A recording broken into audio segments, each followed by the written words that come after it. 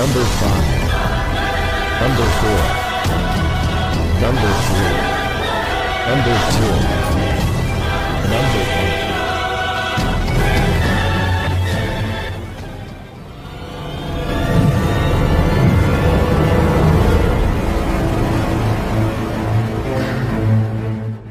Pakar dan spesialis ilmu vibrasi antara diri Tuhan dan alam semesta, ilmu metafisika modern, ilmu kebatinan, ilmu pusaka dan benda bertuah. Update video terbaru dengan mengklik gratis, subscribe dan lonceng notifikasi gratis, dan selamat menikmati.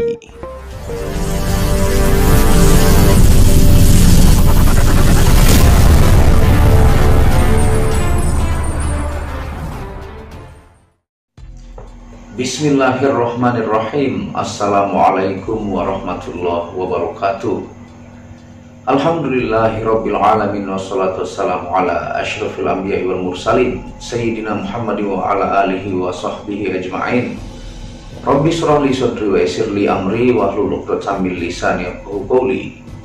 Alhamdulillah, bersama saya lagi dengan Muhammad Hamdan Al-Ghazali dalam Tauhid Metafisik. Pada kesempatan yang berbahagia ini kita akan membahas tentang video pelit akan menyempitkan hidupmu, membuatmu bertuhankan uang, dan jelas tidak membuatmu kaya. Nah, tonton video ini sampai selesai supaya Anda mengerti dan tidak menjadi fitnah, tidak gagal paham karena tidak menonton video ini sampai selesai. Nah, tentunya pelit adalah salah satu sifat ataukah karakter yang muncul karena logika dari manusia. Yang seperti saya bilang di video sebelumnya, bahwa kalau mau melihat keajaiban dari Tuhan Sang Penguasa alam semesta, maka taklukkan egomu, jangan dominankan logikamu, karena itu banyak berlawanan dengan hal yang berhubungan dengan Tuhan. Dominankan nuranimu, maka kamu akan melihat keajaiban. Nah, memang di manusia ini kelebihan yang diberikan oleh Tuhan adalah logika, tapi dia banyak memiliki kekurangan.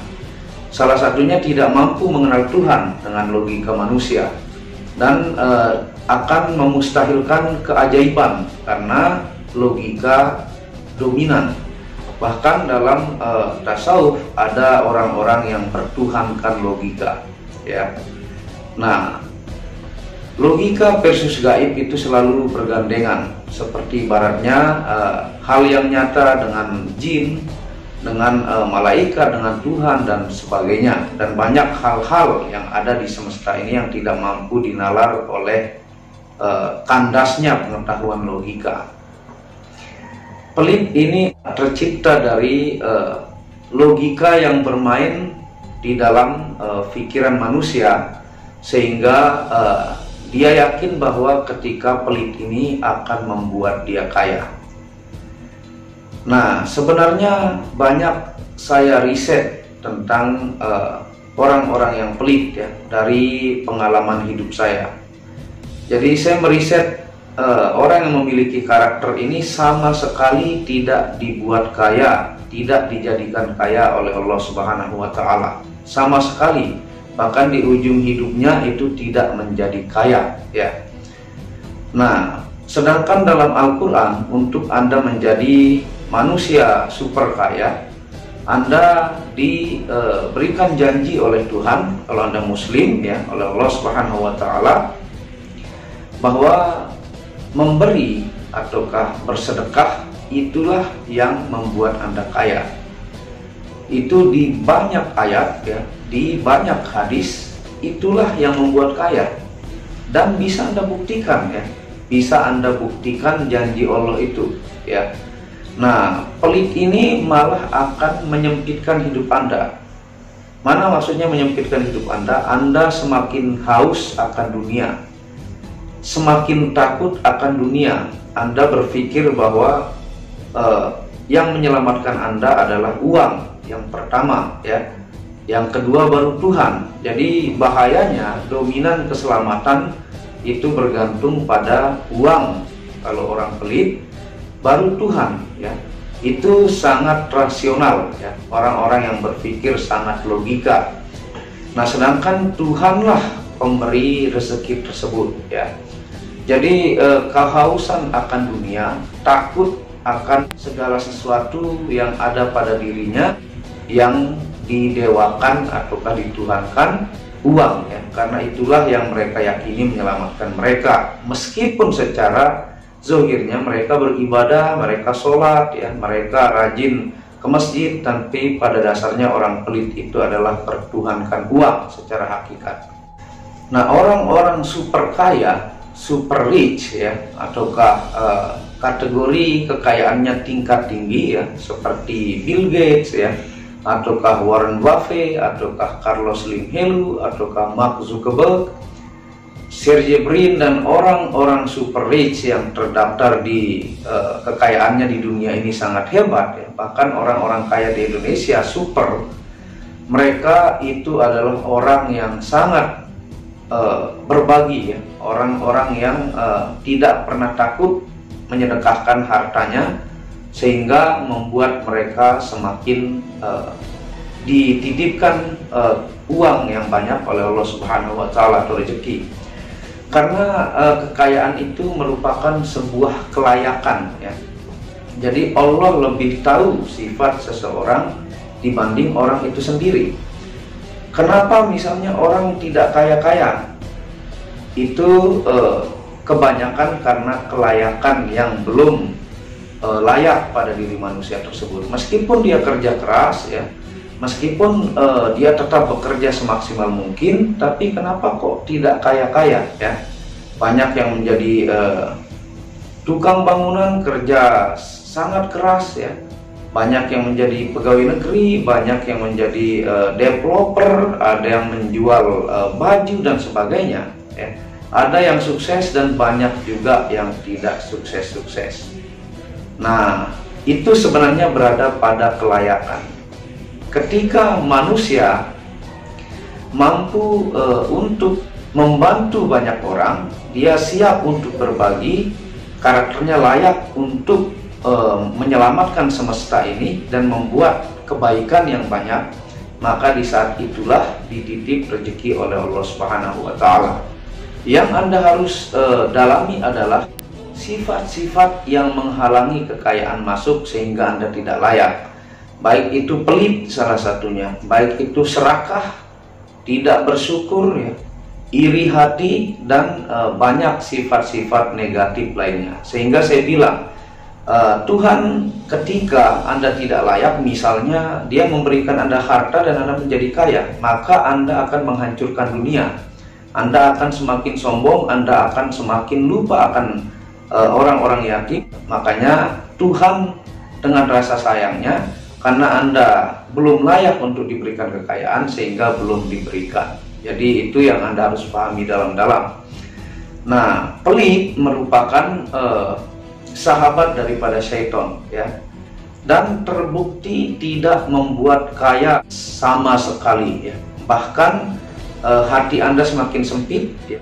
Misalnya orang itu dititipkan rezeki oleh Tuhan, kalau sifat pelit ini muncul, maka diambil dengan berbagai cara oleh Allah Subhanahu wa Ta'ala.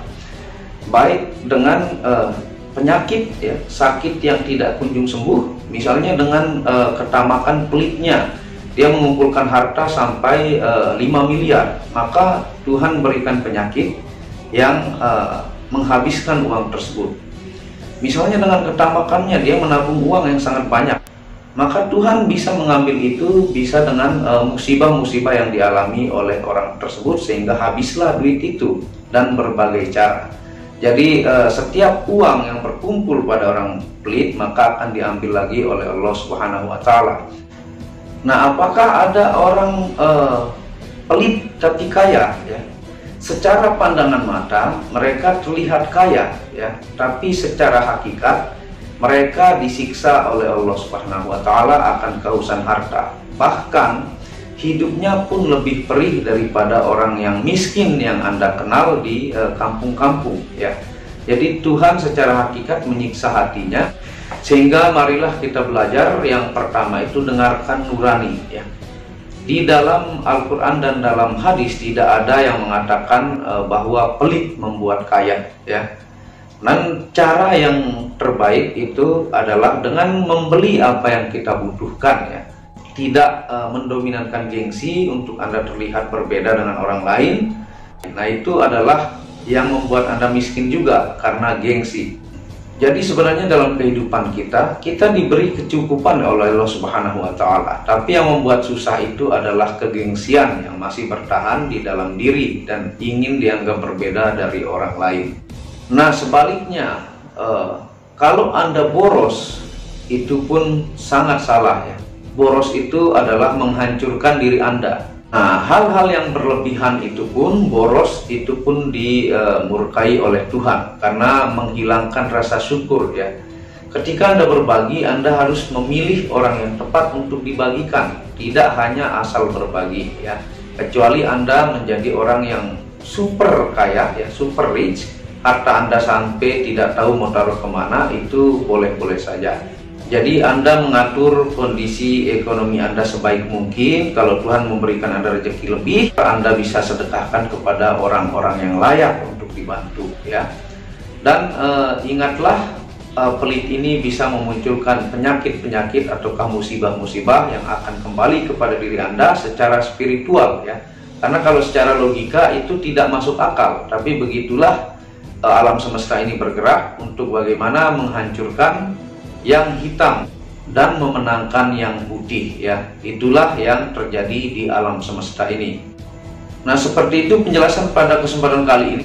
Nah, dukung terus channel ini untuk mengembangkan dan mengklik lambang merah subscribe gratis dan lonceng notifikasi gratis, tidak ada ruginya. Dan Anda bisa kunjungi second channel saya, yaitu Tauhid Metafisik, yang banyak membahas tentang ilmu mustika, pusaka, dan sejarahnya. Channel ketiga yaitu Maniak Akik, yang membahas lengkap gemstone secara internasional, gemologi, kandungan mineral, aura zodiak, dan metafisika modern. Dan channel baru yang khusus membahas tentang keindahan batu bacaan dengan ring-ring perak dengan harga bersahabat. Wabillahi taufiq wal hidayah. Assalamualaikum warahmatullahi wabarakatuh. Tauhid Metafisik Produk menjual baju-baju sufi sebagai pengingat kemurnian batin diri dan batin orang lain yang melihatnya, menyebarkan virus-virus cinta ketika memakainya dimanapun berada. Tersedia semua jenis ukuran, baik laki-laki dan perempuan, ukuran panjang dan pendek. Harga promo murah dengan kualitas cotton dan sablon terbaik.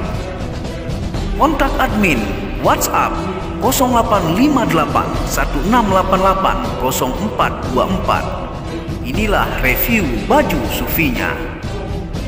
Baju sufi yang pertama, logo Tauhid Metafisik, lambang Tauhid, yang di belakang yang ada hanya satu.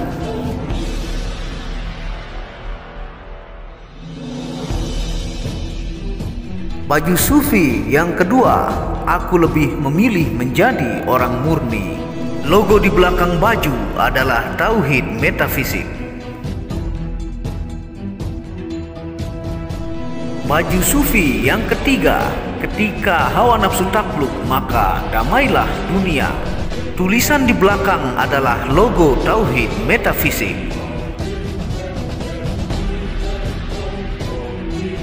Baju sufi yang keempat, aku patah hati pada fananya dunia.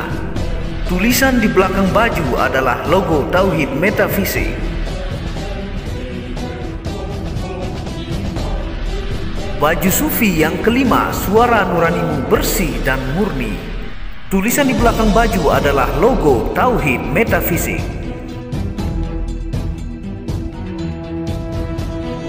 Baju sufi yang keenam, ego diri adalah dinding pembatas antara diri dengan Tuhan. Tulisan di belakang baju adalah logo Tauhid Metafisik. Segera pesan baju-baju sufi, stok terbatas. Terima kasih.